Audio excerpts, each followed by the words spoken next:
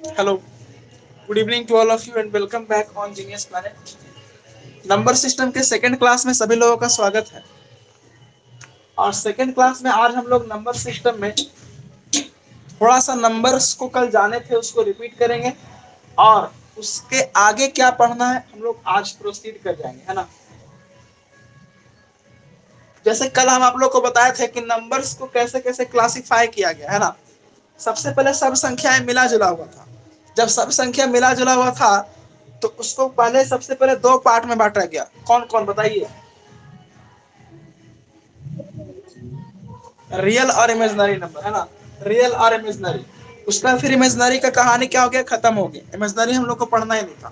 फिर आए थे रियल नंबर।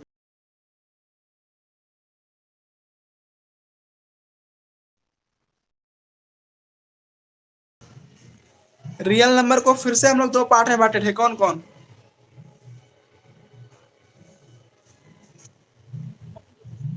हम्म। फिगर गायब हो गया। आ रहा ना।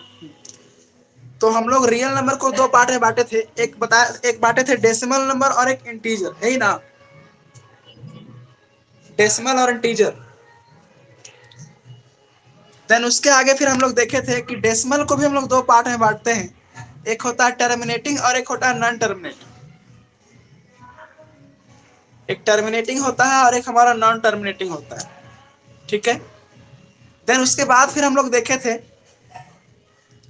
कि जो हमारा इंटीजर्स है उसको भी हम लोग बांटे थे तीन पार्ट में। कितने पार्ट में। एक पॉजिटिव इंटीजर्स, एक बॉर्डर और एक negative integer. Positive integer, border और नेगेटिव इंटीजर।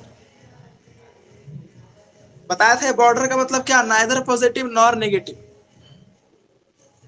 देन उसके बाद फिर हम लोग क्या किए थे कि नंबर्स को और आगे लेके चले थे और जो पॉजिटिव इंटीजर्स था उसको भी हम लोग तीन पार्ट में बांट दिए थे। एक प्राइम नंबर, कंपोजिट नंबर और एक था नाइदर प्राइम नॉर कंपोजिट। यही था ना। चलिए, अब उसके बाद आज का क्लास आगे बढ़ेंगे। कल हम लोग लास्ट यहीं पर किए थे ना, प्राइम नंबर और कंपोजिट नंबर के बारे में जाने थे।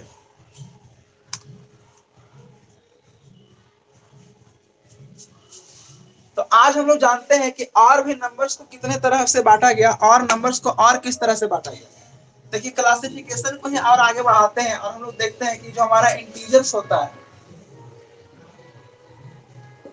जिसको हम लोग पूर्णांक बोलते हैं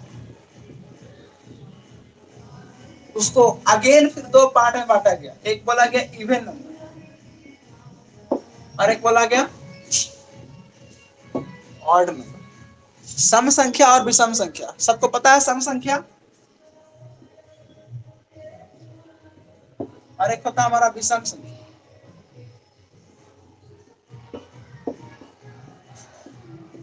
सम संख्या और एक विषम संख्या, ठीक है। तो सम संख्या हम लोग किसको बोलते हैं।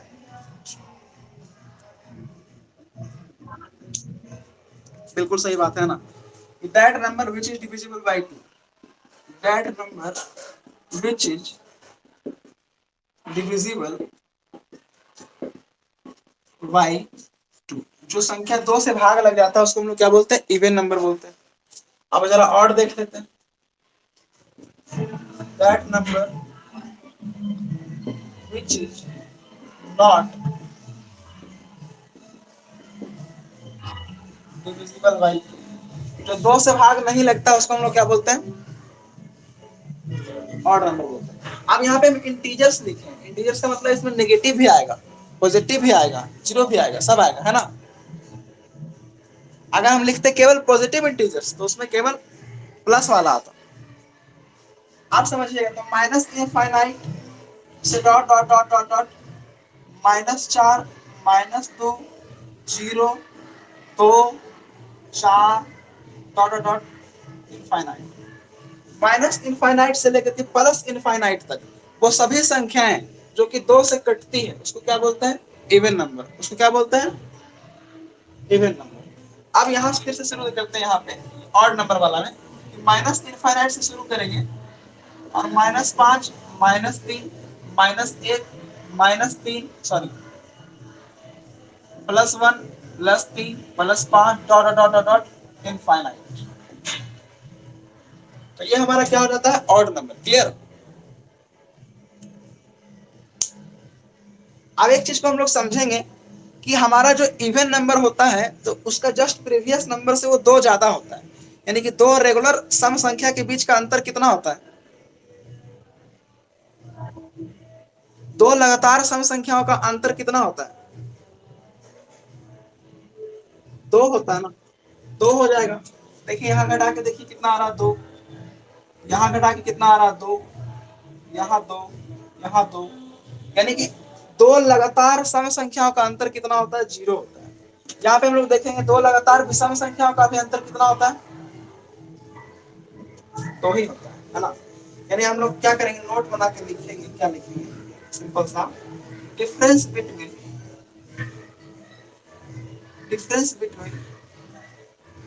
टू कंसेक्यूटिव इवन और odd number, two consecutive, difference between two consecutive even और odd number is equal to 2। ये बात को आप हमेशा ध्यान रखिएगा कि दो लगातार सम संख्या या दो लगातार विषम संख्या का जो अंतर होता है वो कितना होता है, 2 होता है। तो आप माइंड में एक क्वेश्चन आता है, आप क्वेश्चन आना भी चाहिए कि जीरो हमारा क्या है, जीरो जो हमारा है वो इवन है या ऑड है।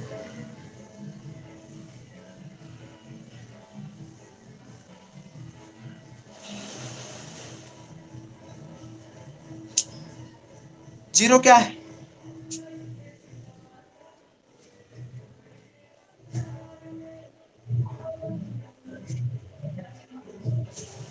मतलब जीरो कुछ नहीं है, neither even nor odd.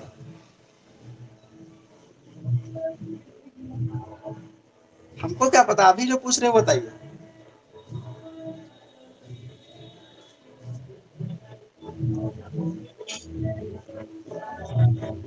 Even के टर्म में करते हैं। अतुल आप बताइए।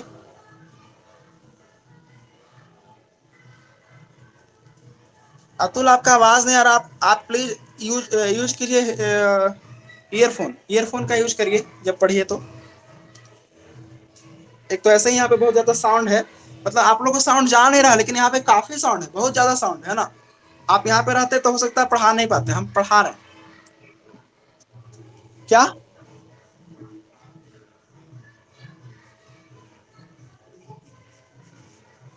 चलिए ठीक है। आप बस, अतुल जी आप इतना बताइए कि इवन है कि ऑड है, इवन है पक्का, बिल्कुल कंफर्म है जी कि इवन होगा। ऐसे भी सोचिए स्नेहा, आप सोचिए कि अगर मान लिया जाए कि जीरो को यहां से हटा दे तो क्या ये सीरीज पूरा हो पाएगा, सीरीज पूरा हो पाएगा, ये सीरीज ब्रेक हो जाएगा। तो इसका मतलब है कि जीरो जो होगा हमारा किस सीरीज में आ रहा है, इवन वाला सीरीज में आ रहा है कि ऑड वाला सीरीज में आ रहा है। इसका मतलब है कि जीरो एक इवन नंबर का सदस्य होगा, होगा ना। इतना तो समझ जाइए कि जीरो एक इवन नंबर है, ऑड नंबर नहीं है। ये बात कंफर्म होना चाहिए। आप बोलेंगे कैसे, हाउ, प्रूफ कीजिए, ज्योमेट्री के जैसा। तो हम बोलेंगे ठीक है प्रूफ करते हैं। कुछ बातें हम पूछेंगे आप लोग से, बताइएगा कि अगर हम लोग दो विषम संख्याओं को जोड़ते हैं तो क्या आता है, इवन आता है। तो आप बोलेंगे हाँ सर इवन आता है, ठीक है इवन आता है। अब ऐसा करते हैं, माना कि जीरो ऑड है, माना कि जीरो क्या है, हमारी मान्यताएं गलत होगी, फिर बाद में लिखेंगे हमारी मान्यताएं गलत हुई है ना। माना कि जीरो क्या है, ऑड है, जीरो ले लेते हैं। यहाँ पे ये ऑड है, ये जीरो मत, इसको मत जीरो समझिए, ये ऑड है, ऑड है, इवन। तो हम मान लेते हैं कि जीरो क्या है, ऑड है, मान लेते हैं। और एक और ऑड नंबर कोई बता दीजिए, बताइए कोई भी ऑड नंबर, थ्री ले लेते, कुछ भी ले लेते हैं ना। तो ऑड प्लस ऑड, ये तो आना चाहिए था इवन, लेकिन आ क्या गया। इसका मतलब है कि हमारी मान्यताएं गलत हुई है ना। अच्छा एक बात और, आप देखिए तो इवन प्लस इवन क्या होता है, इवन ही होता है, ठीक है। तो तो आप जरा बताइएगा कि माना, इस बार हम करते हैं माना कि जीरो क्या है, इवन नंबर, माना कि जीरो इवन नंबर है। अब इवन नंबर को एक और इवन नंबर में जोड़िए, चार, क्या आ गया, चार आ गया, इसको सेटिस्फाई कर गया, यानी सेटिस्फाई कर गया, इसका मतलब जीरो क्या है, इवन नंबर। ये नोट का दूसरा पॉइंट बना के आप लिख ही लेंगे हम लोग, है ना।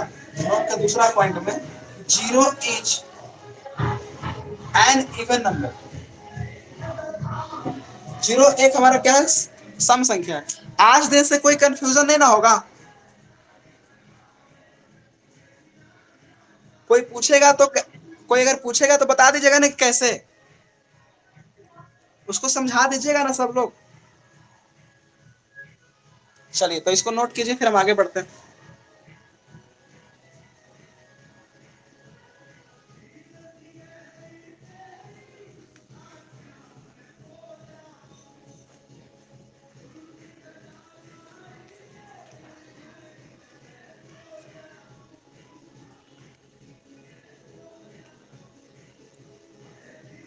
लिख लिए। अब हम लोग आगे बढ़ते हैं और समझते हैं।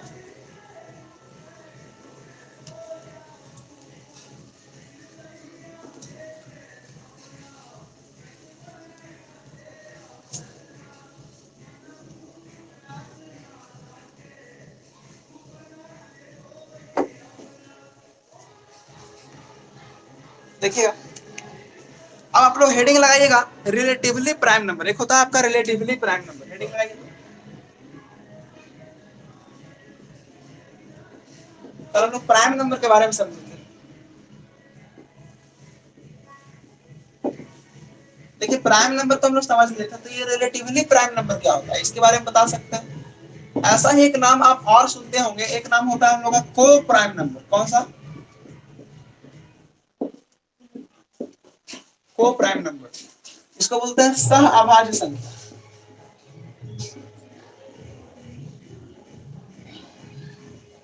और इसको बोलते हैं क्या, अपेक्षित अभाज्य संख्या।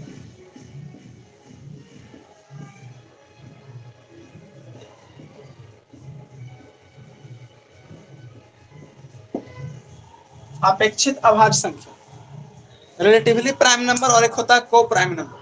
अब इसके बारे में आप लोग जानते होंगे, ये आप लोग को पता होगा, बता सकते हैं क्या। हाँ,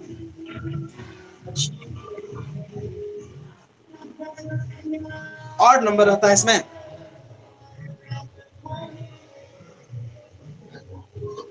HCF 1 होना चाहिए, है ना। यानी कि दो नंबर्स अगर हम बता दें और बोले कि उसका HCF 1 है, तो उसको हम लोग बोलते हैं को प्राइम नंबर, चाहे वो नंबर कुछ भी हो।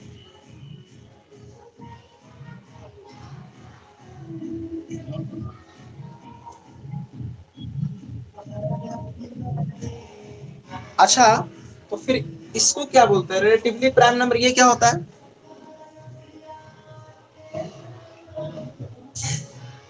देखिए दोनों है ना, बहुत क्लोज है, बहुत क्लोज है, लेकिन आज समझा देंगे ना तो आज आप लोग को समझ में आ जाएगा।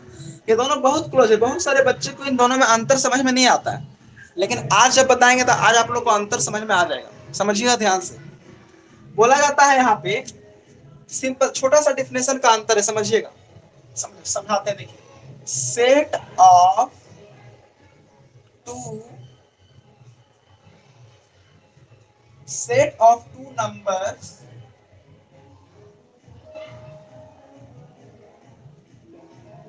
having HCF 1,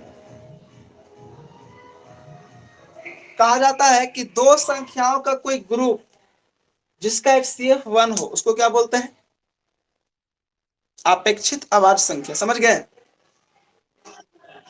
तो बोलिए सर इसमें भी तो वही होता है, इसमें समझिए क्या होता है, set of two prime numbers having HCF 1, यानी कि यहां पे भी दो नंबर होता है, यहाँ पे भी दो नंबर होता है, लेकिन यहाँ बस लिखा हुआ दो नंबर होना चाहिए, लेकिन यहाँ क्या होना चाहिए? जैसे अगर हम इसका एग्जाम्पल देना चाहें, इसका एग्जाम्पल, तो इसका एग्जाम्पल क्या हम दे सकते हैं? 5,9। आप बोलेंगे बिल्कुल दे सकते हैं, बस दो ही तो नंबर होना चाहिए, दोनों का HCF 1 होना चाहिए। चाहे नंबर कैसा हो उससे मतलब नहीं है, दोनों नंबर होना चाहिए, दोनों का HCF 1 होना चाहिए। हो गया? इसका एग्जाम्पल हम क्या? बिल्कुल होगा, 4 और 5 होगा, हाँ। और हम बोलते हैं, देखिए देते हैं 9 और 16। देखिए ना ही 9 प्राइम नंबर है और ना ही 16 प्राइम नंबर है, लेकिन ये दोनों का HCF तो एक है ना, तो ये कैसा नंबर होगा? रिलेटिवली प्राइम नंबर होगा। क्या होगा? रिलेटिवली प्राइम नंबर होगा। अगर हम बोलते हैं मान लीजिए 18 और 19, तो ये कैसा होगा? ये भी हो जाएगा रिलेटिवली प्राइम नंबर। अगर हम बोलते हैं 3 और 5, तो ये भी हो जाएगा, को प्राइम भी हो जाएगा, लेकिन ये इसमें आएगा कि नहीं, ये पूछना चाहते हैं। आ जाएगा, क्योंकि दो नंबर्स का HCF 1 होना चाहिए, बस इसमें बस इतना ही चेक करना है। अगर हम पूछें 7,9 7,11, तो ये भी आ जाएगा, है ना? अगर हम पूछ ले 7,9, तब यानी अब आप लोग समझ चुके हैं इसका मतलब, है ना? अब इसमें एग्जांपल देते हैं, ठीक है? इसमें देखिए 3,5 होगा, HCF 1 है और दोनों प्राइम है, होगा। अगर हम बोलते हैं 5,9 होगा,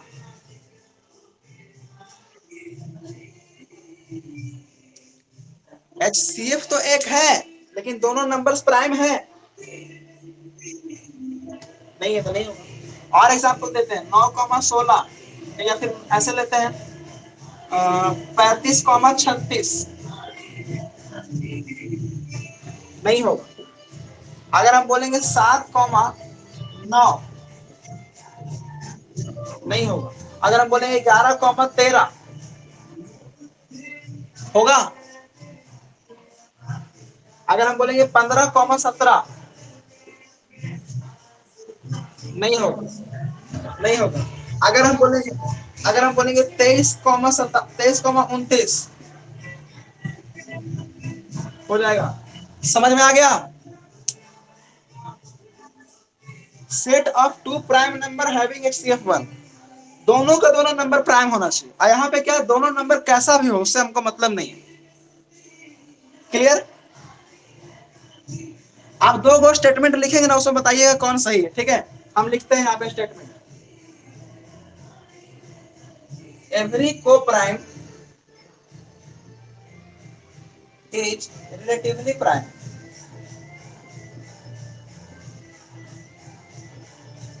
और दूसरा स्टेटमेंट लिखते हैं, एवरी रिलेटिवली प्राइम इज को प्राइम। कौन सही है? फर्स्ट वाला सही है, क्योंकि देखिए एक एग्जांपल से क्लियर हो जाएगा। देखिए कहाँ गया, कहाँ गया, कहाँ गया? हाँ देखिए 7 और 9, आप देखेंगे 7 और 9 क्या है, तो आप बोलेंगे को प्राइम है, लेकिन हाँ हम लोग बोलेंगे 7 और 9 क्या है, रिलेटिवली प्राइम है, लेकिन को प्राइम, यानी कि हम बोलेंगे कि एवरी रिलेटिवली प्राइम, यानी कि एवरी रिलेटिवली प्राइम, यानी ये वाला को प्राइम होगा, नहीं होगा। लेकिन अगर बोलेंगे कि एवरी को prime number is relatively prime, यहां वाला कोई भी उठा के देखिए इसमें सेट हो जाएगा। जैसे हम बोलेंगे इसको उठा के देखिए, तो 11-13 को यहां डाल दीजिए, 11-13 सेट हो गया। यानी कि जो को प्राइम है वो रिलेटिवली प्राइम ही होगा। समझ गए? आगे बढ़ सकते हैं? अंतर समझ में आ गया ना दोनों में? लिखना है तो लिख सकते हैं या फिर स्क्रीनशॉट लीजिए।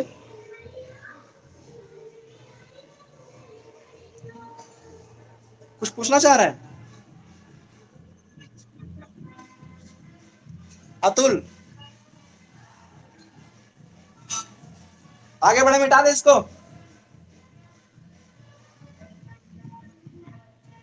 इधर बहुत साउंड हो रहा है, हमको कुछ सुनाई नहीं पड़ रहा। आप लोग बोलते हैं तो हम अंदाजा समझ जाते हैं कि आप लोग बोल रहे हैं मिटाने के लिए। बहुत ज्यादा हल्ला हो रहा है, एकदम बहुत ज्यादा शोर हो रहा है। आप लोग को जा रहा है आवाज की नहीं? चलिए ठीक है।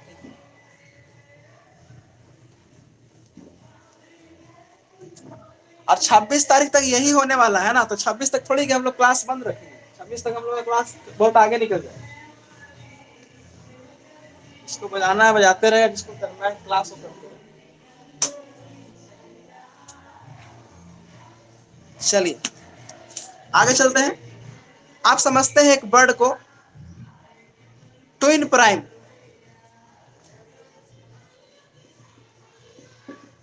ये क्या होता है?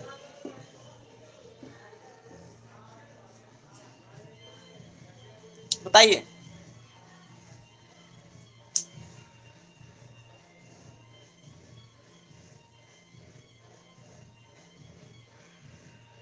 बताइएगा। ट्विन प्राइम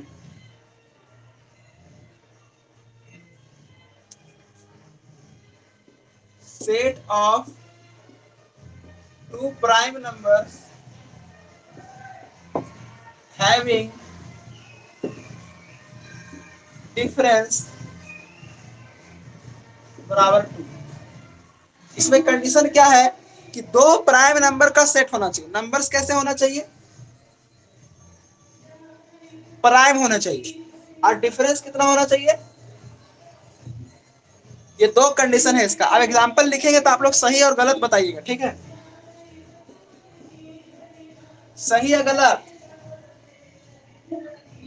सही है?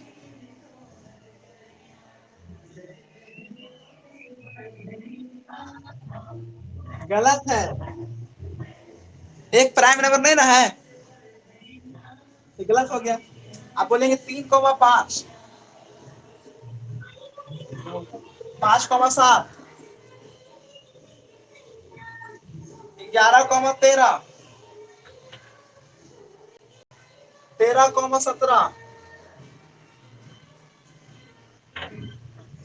दोनों प्राइम तो है, लेकिन डिफरेंस कितना है? 4 है। तो डिफरेंस 4 रहने के कारण ये नहीं होगा। आप समझ गए? क्या? हाँ, 17-19 हो जाएगा। आप समझ गए? चलिए अब आगे लिखिएगा आप लोग प्राइम ट्रिपलेट।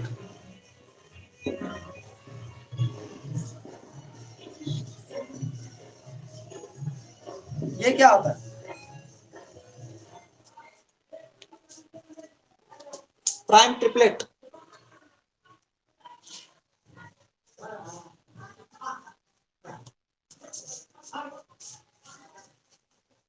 प्राइम ट्रिपलेट लिखिएगा। सब बच्चा लोग को पढ़ाइएगा ना तो बताइएगा। बच्चा लोग को पढ़ाइएगा तो इसको बताना जरूर है, सब चीज को, ठीक है? Set of prime numbers having difference to.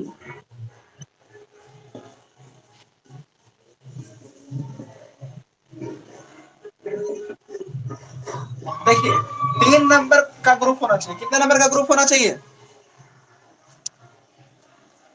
Set of 3 prime numbers. 3 prime number का ग्रुप होगा और डिफरेंस कितने का रहेगा?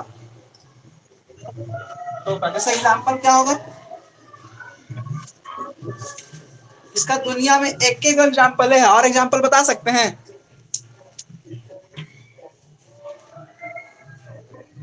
और एग्जांपल होगा ही नहीं। जैसे आपको देते हैं एग्जांपल, 5, 7, 9 होगा? क्यों नहीं होगा? 9 के कारण नहीं होगा, है ना? अच्छा बताइए, तो 9, 11, 13 होगा?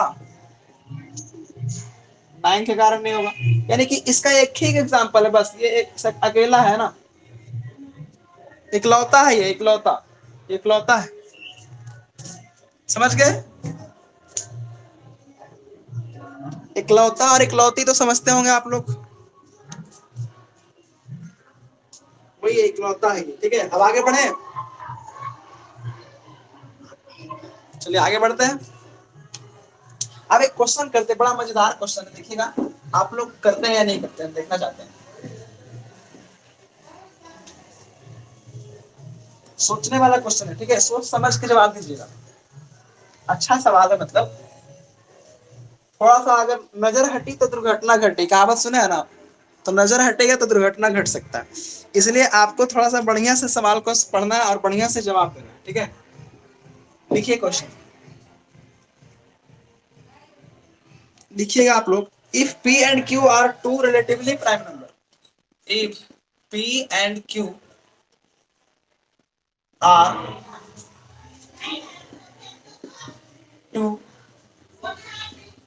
रिलेटिवली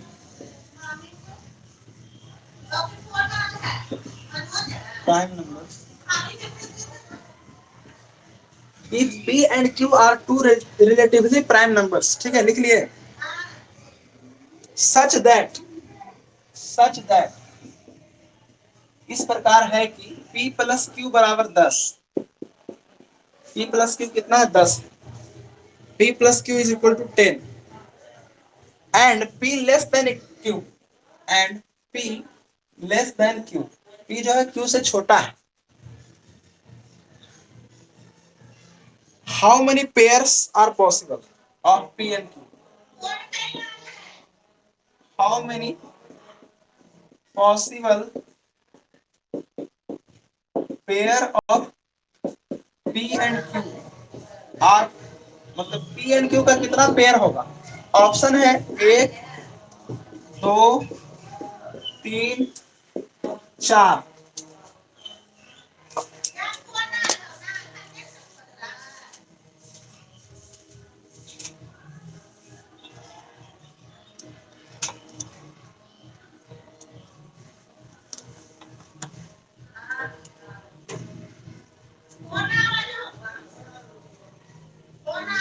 बताइएगा, सोच समझ के बोलना है, एक ही बार सही जवाब बोलना है, थोड़ा सा समय ले लीजिए लेकिन सही बताइए। हाँ, ऑप्शन सही दिया हुआ है।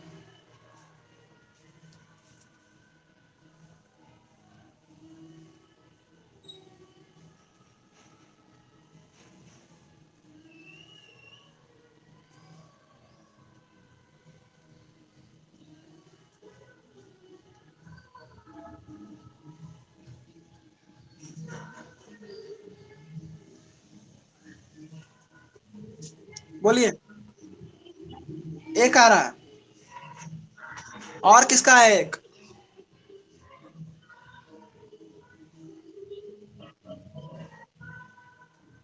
अतुल आपका एक आ रहा है, अस्मिता एक आ रहा है। सोच समझ के जवाब दिए ना सब लोग?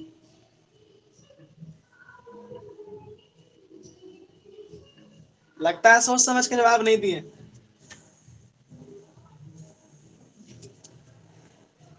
देखिए आप बताइएगा, रिलेटिवली प्राइम का मतलब क्या बताया?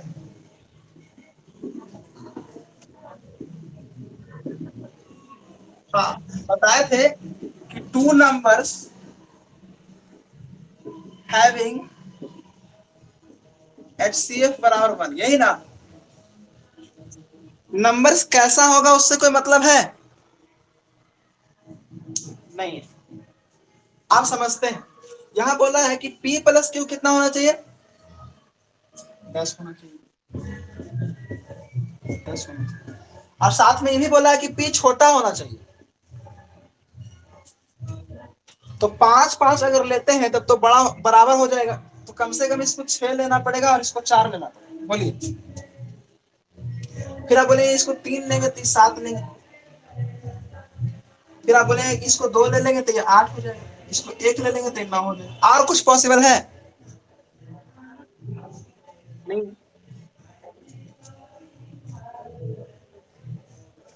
क्योंकि अगर आपका मन में ऐसे आ रहा होगा कि 0 और 10 ले लेंगे तो 10 डिजिट नहीं है, 10 तो नंबर्स है। यहाँ पे पी और क्यू डिजिट है ना। आप जरा समझिएगा, एक बात समझिएगा, क्या ये वाला पेयर पॉसिबल है? क्योंकि इसका एचसीएफ ही 1 नहीं है तो गलत होगा। क्या ये वाला पेयर पॉसिबल है? दो नंबर्स होना चाहिए और एचसीएफ 1 होना चाहिए। कंडीशन सेटिस्फाई हुआ? 2 और 8 होगा क्योंकि इसका एचसीएफ 1 नहीं है।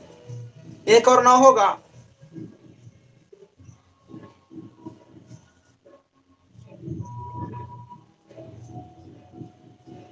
1 और 9 नहीं होगा। स्नेहा आप बताइए क्यों नहीं होगा?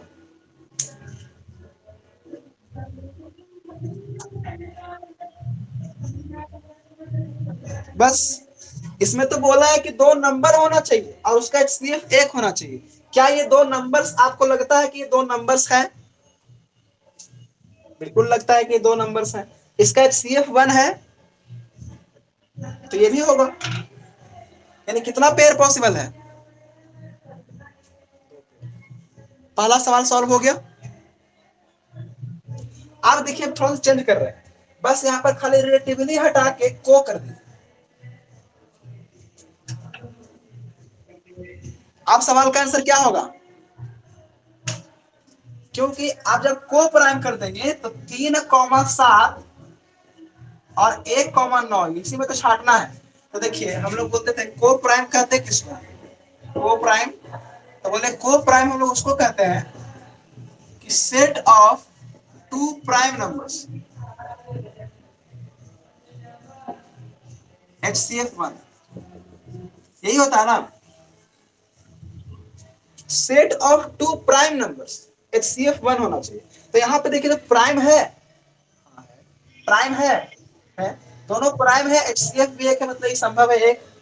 लेकिन यहां देखिए तो प्राइम है नहीं, ये प्राइम है,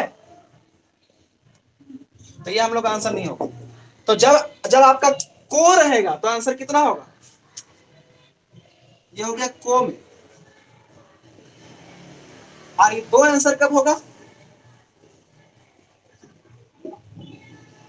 अब आपको समझ में आ गया होगा कि रिलेटिवली में और को में क्या अंतर होता है। बताइए सबको समझ में आ गया? कोई कंफ्यूजन? क्लियर है ना? आगे बढ़े, चलिए आगे बढ़ते हैं।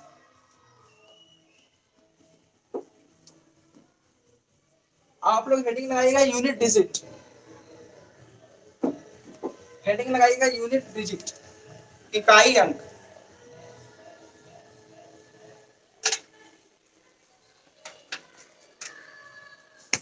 हम लोग का एक पेड ग्रुप बन चुका है 9 PM बैच का, तो जितने भी लोग पेमेंट करते जाएंगे उसमें ऐड होते जाएंगे, ठीक है। और जितने भी पीडीएफ वगैरह होगा सब उसी ग्रुप में जाएगा, समझ गए।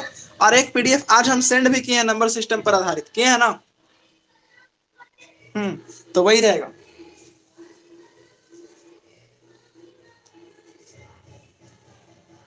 पहले पता है क्या होता था, जब क्लास जूम पे चलता था ना, तो तीन मतलब कि जब पिछला साल जूम पे क्लास चला था तो उसमें जब तक 8-9 स्टूडेंट नहीं रहते थे बैच स्टार्ट ही नहीं होता था, क्योंकि उसमें रिकॉर्डिंग अवेलेबल नहीं होता था।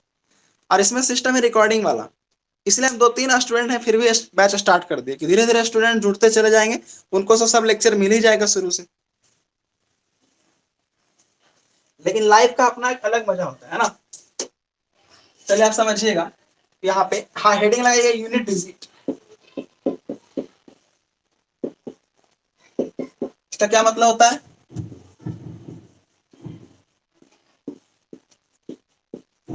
इकाई अंक। क्लियर? तो आप जरा समझते हैं कि ये जो इकाई अंक का मामला है ये क्या होता है, इसको जरा सा समझते हैं डिटेल में। इकाई अंक में आप देखे होंगे बहुत सारा टीचर्स, बहुत सारे स्टूडेंट पता नहीं कैसे क्यों पढ़ाते हैं इतना लंबा चौड़ा यूनिट डिजिट को। मेरा एक सिंपल सा फंडा है यूनिट डिजिट में, कोई रूल है ही नहीं। एक सिंपल सा रूल है, उसको हम लिखवा देना चाहते हैं, लिखवा दे।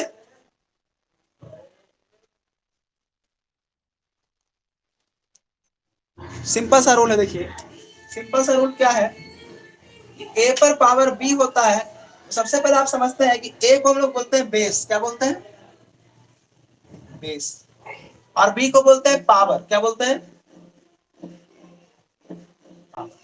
जैसे अगर हम बोलेंगे 2 पे पावर 3, इसमें बेस कौन है, तो पूछेंगे पावर कौन है। ये तो आप लोग आराम से पकड़ लीजिएगा, ये तो आराम से समझ जाएगा ना, इसमें क्या दिक्कत होगा, तो आराम से समझ जाइएगा, है ना। तो आपको क्या लिखना है, छोटा सा एक नोट लिखना है, नोट लिखे तो नोट लिखिएगा, इतना लंबा चौड़ा कर दीजिए, है ना। Dash dash dash dash dash dash dash dash x, ठीक है। Dash dash dash dash dash x मतलब क्या हुआ कि हमें केवल लास्ट से मतलब है, इसके पहले क्या लिखा हो कोई मतलब नहीं है। अब यहां ऐसे लिखिएगा, dash dash dash dash dash dash dash dash A, मतलब क्वेश्चन चाहे कितना भी बड़ा क्यों ना हो, हमें बेस का एक अंक चाहिए लास्ट का, और पावर का लास्ट का 2 अंक चाहिए, कितना बोले क्या कि बेस में लास्ट का एक अंक, ठीक है, एक, और पावर में, इसको आप लोग लिखिएगा जरूर, है ना। और पावर में लास्ट का 2 अंक, पावर में लास्ट का कितना अंक, 2 अंक को अब 2 अंक भी नहीं चाहिए, उस 2 अंक को भी क्या करेंगे, 4 से डिवाइड कर देंगे। बेस का लास्ट का 1 अंक और पावर में लास्ट का 2 अंक को 4 से भाग देने के बाद, 4 से भाग देने के बाद शेषफल चाहिए, बस काम हो गया, और कुछ नहीं चाहिए हमको, बस कितना चाहिए, हमारा क्वेश्चन बन जाएगा। क्लियर हुआ।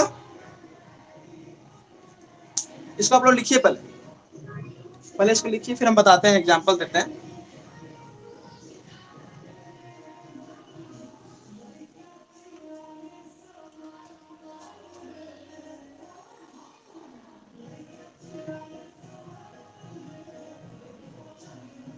बिठा दें,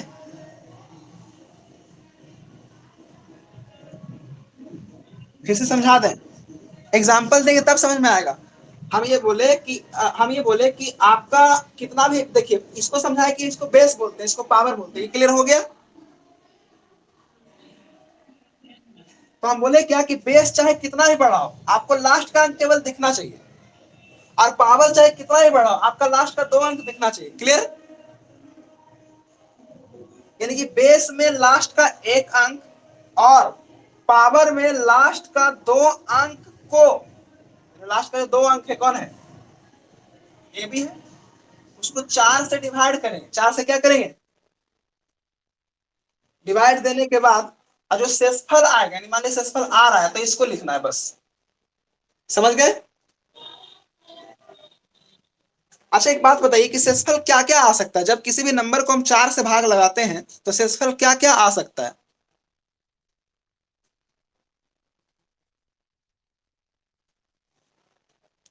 नहीं समझे। हम ये बोले कि n एक नंबर है, इसमें हम 4 से भाग लगाए, तो रिमाइंडर क्या क्या आ सकता है, मतलब पॉसिबिलिटी क्या क्या है।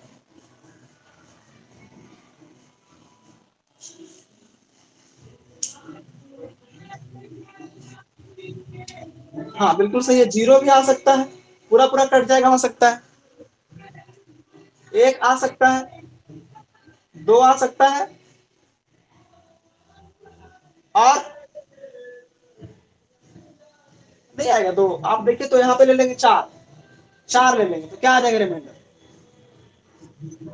0 आ जाएगा। यहाँ पे हम 5 ले लेंगे, एक आ जाएगा, यहाँ पे हम 6 ले लेंगे, 2 आ जाएगा शेषफल, यहाँ पे हम 7 ले लेंगे, अगर हम यहाँ पे 8 ले लेंगे तो फिर से 0 आ जाएगा। मतलब 0 से 3 तक ही आ सकता है, और आगे आ सकता है क्या? Remainder is always less than divisor. Remainder हमेशा भाग, जिससे भाग लगा रहे हैं उससे क्या होता है? छोटा होता है। यानी कि अगर कोई नंबर है उसको हम 10 से भाग लगा रहे हैं तो उसका रिमाइंडर क्या हो सकता है? तो आप बोलेंगे 0 से लेकर 9 तक हो सकता है। क्लियर? समझ गया ना? तो यहाँ पे मैं समझ गया। तो आपको क्या करना है, एक छोटा सा नोट बनाना है। नोट लिखे तो नोट, NOT नोट। नोट में एक और नोट बनाएंगे, लिखेंगे जब शेषफल 0 हो, जब शेषफल क्या हो? 0 हो, यानी कि जब कभी भी रिमाइंडर आपका 0 आ जाए, क्या आ जाए? तो आप थोड़ा सा अटेंटिव हो जाइएगा। अटेंटिव होने का मतलब थोड़ा सा आप क्या करिएगा, ध्यान वहां पे दीजिएगा कि रिमाइंडर 0 आ गया मतलब अच्छा क्वेश्चन है ना। अच्छा क्वेश्चन क्या है? जैसे मान लिया आप क्या कर रहे हैं, जब रिमाइंडर 0 आ गया, यानी कि जब शेषफल 0 यानी r बराबर 0 हो, है ना, तो यहाँ पे r बराबर 0 के जगह पे हम लोग 0 को काट के 4 पुट कर देते हैं। कितना? 4 पुट कर देते हैं। अब बोले ऐसा क्यों होता है सर? इसका रीजन समझाते हैं। देखिए, ऐसा इसलिए होता है कि अगर हम पूछेंगे 2 पे पावर 1 तो इकाई अंक बताइए, तो आप बोलेंगे 2 पे पावर 1 तो इकाई अंक 2 होगा। फिर बोलेंगे 2 पे पावर 2 इकाई अंक बताइए, तो 4 बोलिएगा, बड़ा आसान लग रहा है ना। फिर बोलेंगे 2 पे पावर 3 इकाई अंक बताइए, बोलेंगे 2 पे पावर 4 इकाई अंक बताइए, 16, है ना। 16 होता है ना 2 पे पावर 4, तो इकाई अंक 6 होगा। लेकिन अगर अकॉर्डिंग टू रूल जब बनाएंगे, तो हम लोग का फेल हो जाएगा। कैसे? हम लोग का रूल क्या कहता है कि हम लोग इतना बड़ा संख्या है तो उसका लास्ट का एक अंक चाहिए, तो लास्ट का एक अंक 2 मिल गया। ठीक है। अब ऊपर में जितना भी पावर रहता है उसको 4 से डिवाइड करना है और रिमाइंडर लिखना है। तो हम क्या किए कि ऊपर वाला पावर को 4 से डिवाइड कर दिए। जब इसको 4 से डिवाइड किए तो पूरा पूरा कट गया। जब ये पूरा पूरा कट गया तो हमको लगा ना कि इसको ऐसे लिख देते हैं 2 पे पावर 0, और 2 पे पावर 0 बराबर कितना होता है? तो ये गलत है ना। सही कौन है?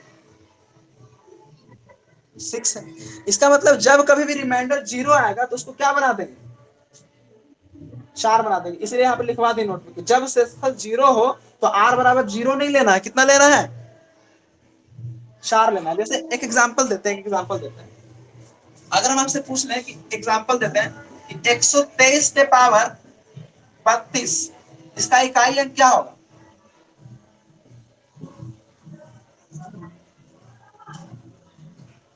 123 पे पावर 32 का इकाई अंक क्या होगा? 1 होगा। देखिए रूल क्या कहता है, रूल ये कहता है कि नीचे वाला का एक अंक चाहिए। क्लियर? 3 ले लेंगे, और ऊपर वो जितना भी लिखा हुआ, उसमें 4 से डिवाइड करना पड़ेगा और रिमाइंडर को लिखना पड़ेगा। तो अब जब 4 से इसको डिवाइड कीजिएगा तो आपको पता चलेगा कि रिमाइंडर आ गया 0। क्या आ गया? 0। और जब रिमाइंडर 0 आ जाए तो क्या करना है? 4 डाल देना है बस। तो 3 पे पावर 4 हो गया। आप 3 पे पावर 4 आप जानते हैं कितना होता है?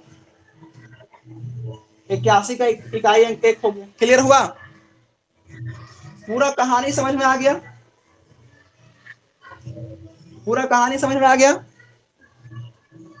अब नोट कीजिए फटाफट।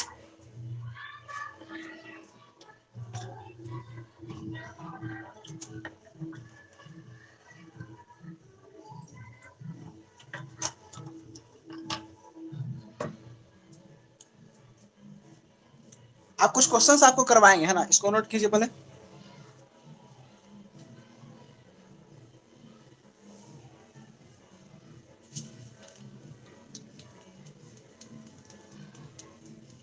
मिटा दें?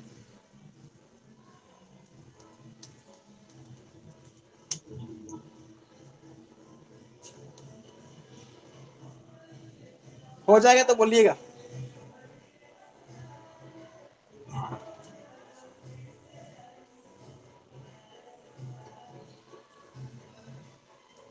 चलिए बिठा देते हैं।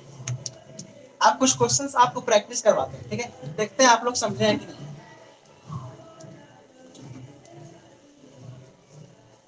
बस यूनिट डिजिट का रूल खत्म हो गया, और मेरे हिसाब से इसका कोई रूल ही नहीं, बस खत्म हो गया है ना, यूनिट डिजिट खत्म। आप बोले इतना जल्दी सर? देखेंगे बना के पीडीएफ, नहीं बनेगा तब आपसे पूछेंगे, है ना। पहले कुछ क्वेश्चंस लिखते हैं आसान आसान, ठीक है, आसान सवाल लिखिए तो, आसान सवाल लिखिए तो। 3 पे पावर 41 गुना 7 पे पावर 42 गुना 8 पे पावर 43, बता सकते हैं इसका इकाई क्या होगा?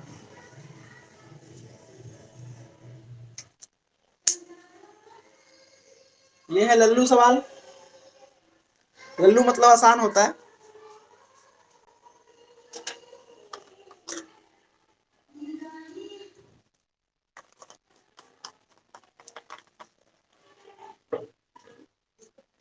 और होगा पक्का? देखते हैं, हम भी निकाल लेते थोड़ा। नीचे का एक अंक ऊपर का 2 अंक, नीचे का एक अंक ऊपर का 2 अंक, ऊपर का 2 अंक में 4 का मल्टीपल हटा देंगे तो 4 का मल्टीपल 40 खत्म। 3 पे पावर 1 बच गया, 4 का मल्टीपल 40 खत्म, 7 का स्क्वायर बच गया, 40 खत्म, 8 और 3 बच गया। 3 का पावर 1 कितना होता है? 3 होता है। 7 का पावर 2 कितना होता है? 9 होता है। और 8 का पावर 3 512 का 2,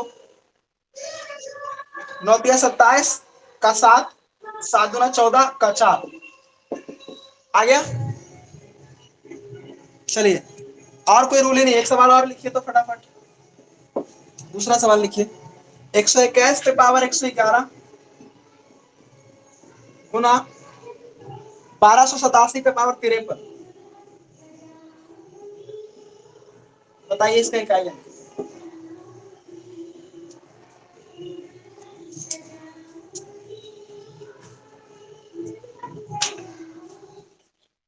कितना?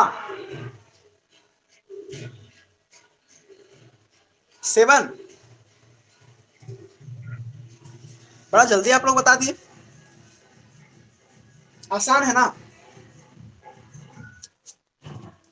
सिंपल है कि नीचे का एक अंक ऊपर का 2 अंक में 4 से डिवाइड, तो 4 का मल्टीपल हटा दीजिए तो आप बोलेंगे 1 का पावर हो गया सर कितना? 3, 4 दूना 8 हट गया।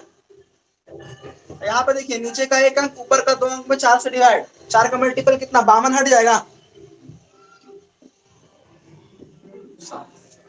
क्लियर हो गया? चलिए अब एक सवाल करते, देखते हैं ये जो सवाल है ना, इसका जवाब जो दे दिया समझ जाएंगे, वो अपना माइंड का इस्तेमाल करके मैथ पढ़ते हैं, है ना। और अगर नहीं जवाब दीजिएगा तो हम समझ जाएंगे कि मैथ रखते हैं आप लोग, है ना। अगला सवाल जो है ना, इसका जवाब अगर दे दिए तो हम समझ जाएंगे कि आप लोग मैथ को समझते हैं, नहीं दीजिएगा तो हम समझ जाएंगे मैथ को रट के पढ़ते हैं। चलिए देखिए, बड़ा अच्छा सवाल है, बेहतरीन सवाल है। आप लोग कॉपी पेन लाए हैं ना, लिखिए सवाल। लिखिएगा, if X is a real number, if X is a real number, अगर एक्स एक वास्तविक संख्या है, if X is a real number and x⁻⁷ -x⁻³ बराबर 1232, x⁻⁷ -x⁻³ बराबर 1232, find how many values are possible for x, find how many value, how many possible value, value of x, x के कितने संभव मान है? Option है यहाँ पे 5, 4, 3, 0।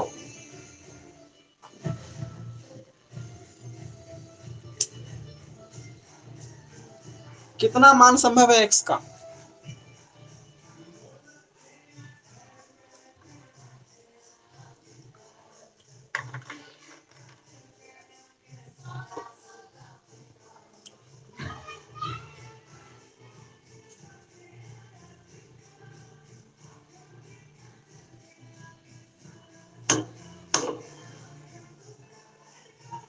बताइएगा।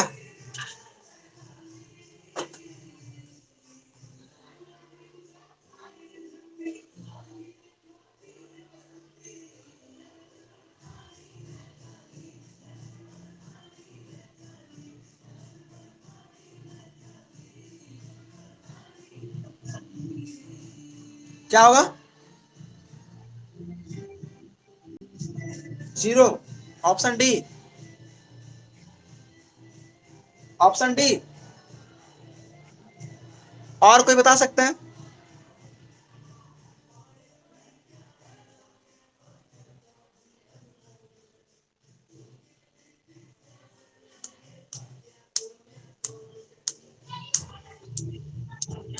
नहीं नहीं, एक्स का वैल्यू नहीं निकालना है। बोला how many possible value of x, x के कितने मान संभव हैं, एक्स का वैल्यू नहीं निकालना है आपको। नहीं नहीं, एक्स के कितने मान संभव है ये बताना है।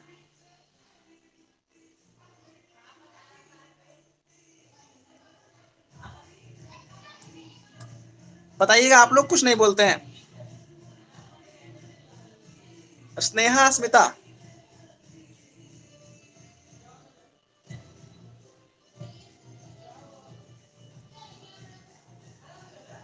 स्नेहा और स्मिता, बताइए आप लोग। नहीं बन रहा? आपसे बन गया स्मिता? देखिए समझिए कितना आसान सवाल था। देखिए लल्लू इसको बोलते हैं। कौन सा सवाल है ये? लल्लू सवाल, मतलब हलवा सवाल है ना। कैसे है जरा समझते हैं। आपको क्या बताया था कि इकाई अंक किसी भी संख्या का अगर आपको निकालना होगा, किसी भी संख्या का अगर इकाई अंक निकालना होगा, तो हम लोग क्या करते हैं कि अगर पावर बड़ा होता है तो उसको 4 से डिवाइड कर देते हैं। यही करते हैं ना। अगर हम बोलेंगे कि x पे पावर 7 का इकाई अंक क्या होगा, तो आप बोलिए कि सर नीचे वाला तो एक अंक लेंगे ही लेंगे, और ऊपर वाला पावर में 4 से डिवाइड करेंगे तो कितना आएगा? 3 आ जाएगा। यानी कि हम समझ गए कि जितना इकाई अंक इसका होगा उतना ही इकाई अंक इसका भी होगा। यानी इसके जगह पे हम इसको लिख सकते हैं क्या, x पे पावर 3 लिख सकते हैं। आप बताइए कि अगर ये भी x पे पावर 3 है और ये भी x पे पावर 3 है, तो अगर सेम यूनिट डिजिट में सेम यूनिट डिजिट घटेगा तो यहाँ पे क्या आना चाहिए था? 0 आना चाहिए था। अस्मिता, आपको समझ में आ गया? लेकिन यहाँ तो 2 आ रहा है। आप कोई भी वैल्यू रखिए, आप x का वैल्यू 1 रख दीजिए, तभी 1 माइनस 1 0 आएगा। आप x का वैल्यू 2 रख दीजिए तो 2 का क्यूब 8 माइनस 8 0 आएगा। आप x का वैल्यू 3 रख दीजिए तो 27 माइनस 27 फिर 0 आएगा। यानी यहाँ पे x का ऐसा कोई मान संभव ही नहीं है जिसको रखने पे 0 आए, मतलब 2 आएगा। x का ऐसा कोई भी वैल्यू पॉसिबल नहीं है जिसको हम यहाँ पे पुट करेंगे तो यहाँ पे लास्ट में 0 आएगा, मतलब 2 आएगा। 0 तो आना ही चाहिए, है ना। 0 तो आना ही चाहिए, 2 नहीं आ सकता कभी भी। जब 2 नहीं आ सकता तो यहाँ पे आंसर क्या हो जाएगा? आंसर इसमें लिखना हो तो क्या लिखेगा, x का कोई मान संभव नहीं है। x का कोई मान संभव नहीं है। समझ गए? चलिए आप जरा आप लोग बताइएगा कि यूनिट डिजिट हम लोग जब निकालते हैं तो यूनिट डिजिट निकालने के क्रम में अगर मान लीजिए कभी ऐसा आ जाए, एक सवाल देते हैं कि 121 पे पावर 4 है ना, और माइनस 238 पे पावर, यहाँ पे 1121 ले लेते हैं, 1121 पे पावर हम ले लेते हैं 14, ठीक है, और माइनस कर लेते हैं 238 पे पावर, 238 पे पावर कर लेते हैं आपका 54। अब बताइए इसका इकाई अंक क्या होगा?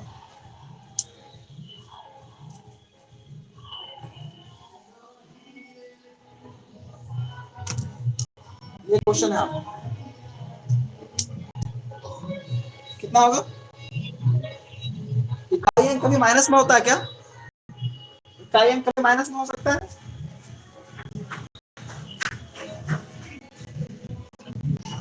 कितना? 3।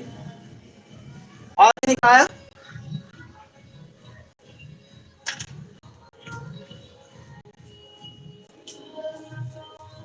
स्मिता आपका आ गया? कितना? -3। स्नेहा?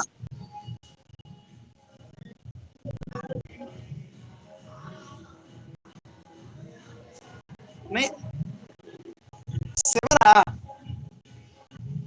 देखते हैं ना, देखते हैं। नीचे का एक अंक ऊपर का 2 अंक में 4 से डिवाइड।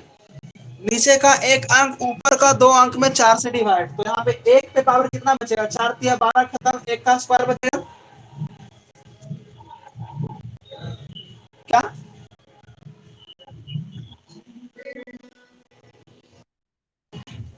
आज यहीं तक रखते हैं, टाइम भी हो चुका है, तो कल हम लोग पढ़ेंगे।